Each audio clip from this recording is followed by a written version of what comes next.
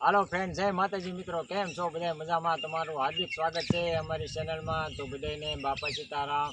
તો આજે હું આવી ગયો છું મારા સસરાના ઘરે અને હું તમને બતાડું માતાજી મેલડીમાનું મંદિર છે. તો હાલો આપણે પણ જઈએ બધા મેલડીમાના દર્શન કરો. તો આ બોર્ડ મેલડીમાના દર્શન કરવા જવાનું છે. તો હાલો આપણે બધા તમને મિત્રોને દર્શન કરાવું. તો બન્યા રહેજો કન્ટિન્યુ વ્લોગમાં. અને હા, આજે છે જન્માષ્ટમી. તો જય શ્રી કૃષ્ણ બધા કોમેન્ટમાં લખી નાખજો. ભગવાન શ્રી કૃષ્ણનો જન્મદિવસ છે આજે. તો બધા કોમેન્ટમાં જય શ્રી કૃષ્ણ લખતા જજો, ભૂલતા નહીં. તો હાલો જઈએ આપણે દર્શન કરવા. તો અત્યારે આપણે પહોંચી ગયા છીએ મેલડી માતાના દર્શન કરવા. હાલો તો બધાને દર્શન કરાવો. અને હા, આ મંદિર આવ્યું છે ભાવનગર જિલ્લાનું મહુવા તાલુકાનું કુંભારિયા ગામ છે. અને અહીંયા જુઓ સરસ મજાનો વડલો છે. કેમેરામેનને કહીશ કે વડલો દેખાડે. સરસ મજાનો વડલો છે. વડલાનું સ્થળ ક્યાં છે એ પણ આપણે ખબર નથી. અત્યારે કે જુઓ કેટલા વીઘામાં કેટલી જગ્યા ઉપર અહીંયા વડલો છે. તો હાલો તમને મેલડી માતાના દર્શન કરાવું. આવો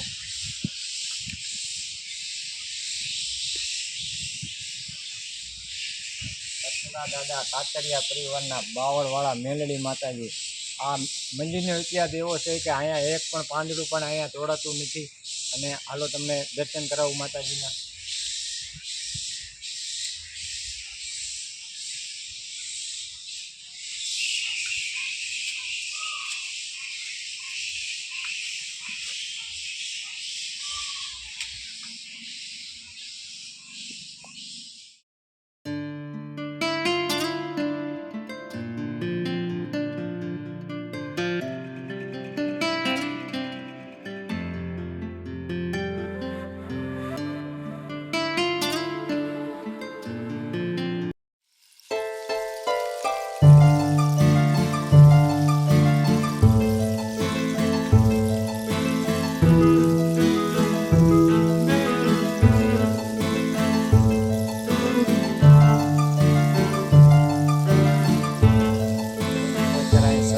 લોકેશન છે તમે જો મારી પાસે જોતા હશો વડલો. અહીંયા માતાજીનો એટલો ચમત્કાર છે કે અહીંયા તમે પણ એક પાંદડું પણ નથી તોડી શકતા. તો ભાઈ દર્શન કર્યા, તમને દર્શન કર્યા. બહુ સરસ મજાનું મંદિર છે માતાજીનું.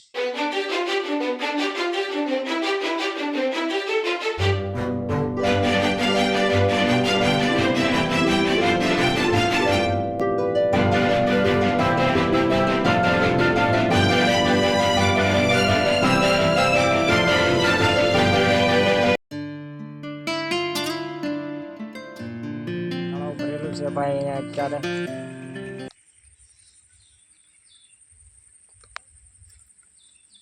વરસાદ પણ આવી રહ્યો છે ભાઈ.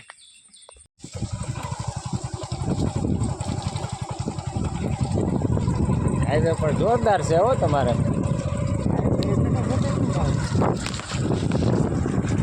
એક નંબર હાઈવે છે. ગાડીના કેવડા છે ભાઈ.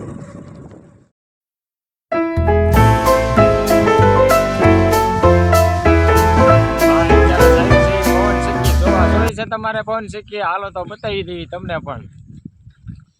પવન સારો આવે કા પંખાનો? પવન એટલે ભાવે છે પંખાનો પવન એટલે કઈ ઘટે નહીં. આ છે ભાઈ મારા શાળા સાહેબ નંબર 2.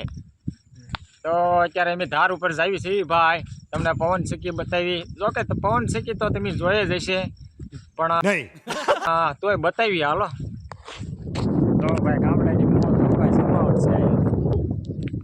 એટલે આ પંખો કેમ ફરતો નથી? આમાં લાઈટ નથી હોય એવું લાગે મને. વાત તો સહી હે. अपना है दिल ये आज का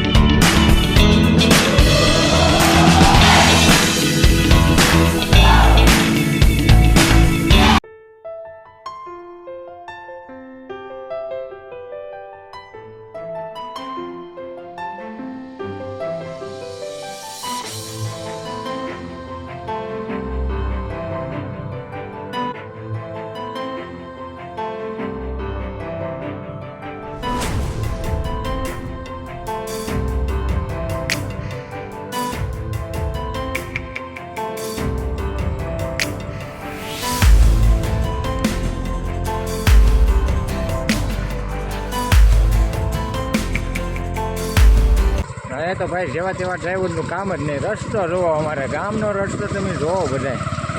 આ રસ્તો તો ભાઈ જેવા તેવા ડ્રાઈવરનું કામ જ નહીં.